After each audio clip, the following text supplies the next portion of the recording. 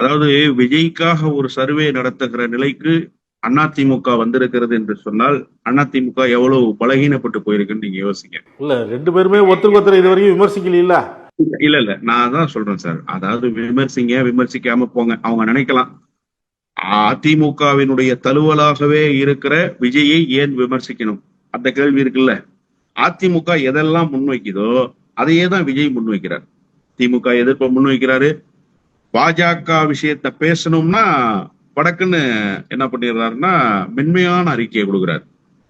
அதே திமுக விமர்சிக்கணும்னா கடுமையான அறிக்கைகளை கொடுக்குறாரு. அப்ப அந்த அணுகுமுறையிலேயே அதிமுகவினுடைய தழுவல் தெரியுது ஒண்ணு.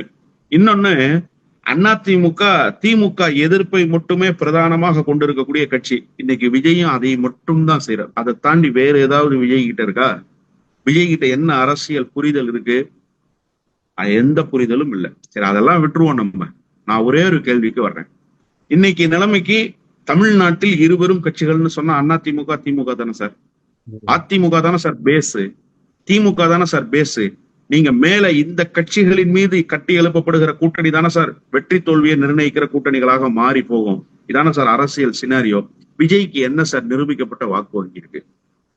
விஜய்க்கு என்ன நிரூபிக்கப்பட்ட வாக்கு வங்கி இருக்கு? எத்தனை தேர்தல் அவர் சந்திச்சிருக்கிறாரு? அவருக்கு மக்களிடத்துல இருக்கக்கூடிய செல்வாக்கு என்னன்ற ஒரு பரிசோதனையாவது இது வரைக்கும் நடந்திருக்கா?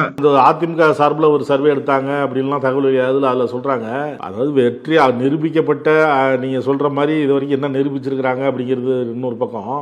எந்த தொகுதியிலையும் அவர் வெற்றி பெற முடியாத அளவுக்கு இருந்தாலும் எல்லா தொகுதியிலையும் கணிசமான ஒரு வாக்கு வங்கி இருக்கு அப்படிங்கிற மாதிரி அவங்க சொல்றாங்களே. இப்ப சீமானுக்கு எப்படி இருக்குதோ அதே மாதிரி ஒரு இது இருக்கு.